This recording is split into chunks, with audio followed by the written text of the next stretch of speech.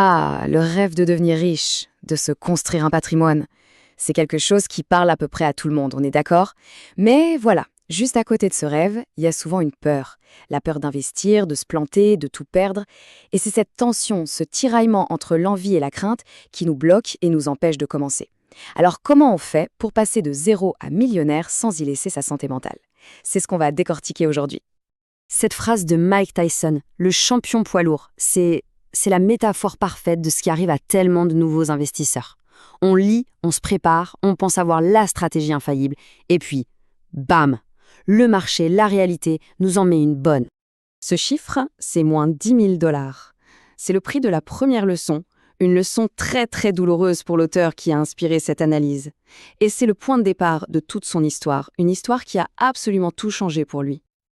Alors, allons-y, plongeons dans son parcours. Tout a commencé avec ce qui semblait être un coup de génie, en pleine crise financière de 2008.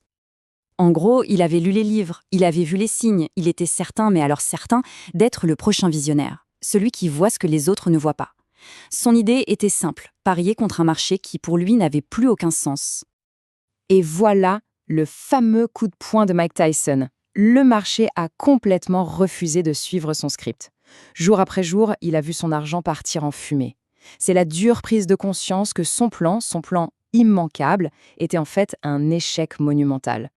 Bon, cet échec personnel nous amène en fait à une quête beaucoup plus large, une quête quasi universelle et soyons honnêtes, souvent mal avisée. La fameuse recherche de l'investissement parfait, de l'action miracle qui va tout changer. Et cette quête, elle ne date pas d'hier. Cette histoire est incroyable. On parle quand même d'Isaac Newton, l'un des plus grands esprits de l'histoire de l'humanité. Et même lui, il a succombé à ce qu'on appelle aujourd'hui le FOMO, the fear of missing out, la peur de rater le train. Au début, il a été hyper rationnel. Il a vendu, il a empoché ses gains. Et puis, il a vu ses amis continuer à s'enrichir et l'émotion a pris le dessus. Ça prouve bien que l'intelligence, ça ne protège pas de la panique et de l'avidité. Et c'est Newton lui-même qui a résumé la situation à la perfection. L'investissement, au fond, c'est souvent moins une affaire de calcul mathématique que de psychologie humaine. Les émotions, la peur, l'euphorie, ce sont des forces bien plus puissantes et imprévisibles que le mouvement des planètes. Regardez bien ce tableau. En 2002, des mastodontes comme General Electric, Pfizer ou IBM, c'était le top du top des investissements en béton. Et 20 ans plus tard, la liste est quasi méconnaissable. Seul Microsoft est encore dans la course. Ça montre à quel point c'est difficile, voire impossible, de prédire qui seront les grands gagnants de demain. Le monde change à une vitesse folle. Et voici le chiffre qui vient achever le mythe de la sélection d'actions. Une étude menée sur 90 ans, donc c'est du solide, a montré que seulement 4% des entreprises cotées en bourse sont responsables de 100% des gains nets du marché.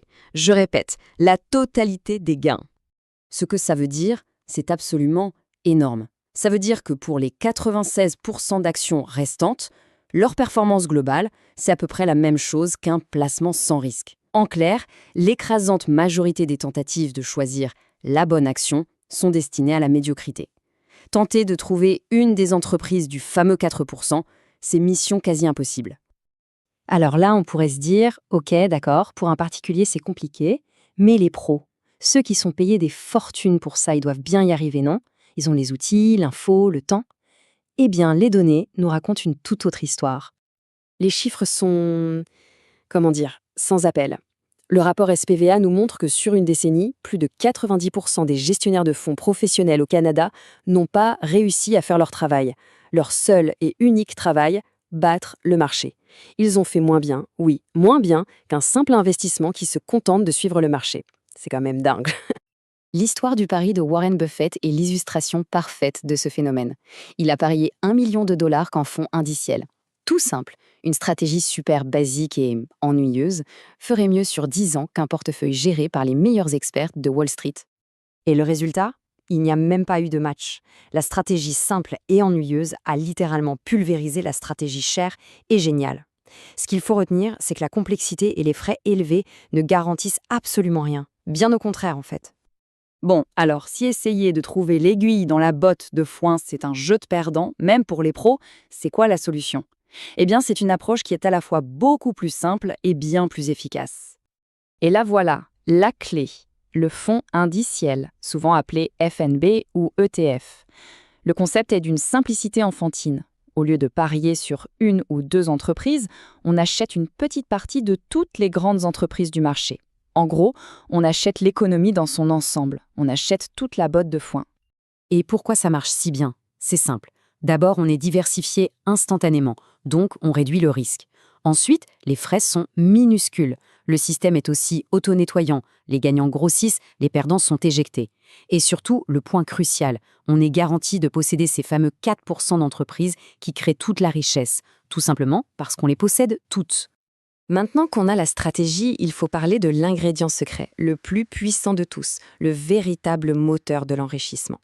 Et ça n'a rien à voir avec le quoi acheter, mais tout à voir avec la force la plus puissante de l'univers financier. Pour bien illustrer ce pouvoir, prenons un exemple vraiment parlant. Imaginez deux enfants. Pour l'enfant 1, ses parents mettent $1 de côté chaque jour dès sa naissance. L'enfant B, lui, commence à faire exactement la même chose, $1 par jour, mais seulement à partir de ses 20 ans. La seule différence, c'est le point de départ. Alors, à 65 ans, en se basant sur les rendements moyens du marché, l'enfant A, celui qui a commencé à la naissance, se retrouve avec un portefeuille de 1,2 million de dollars.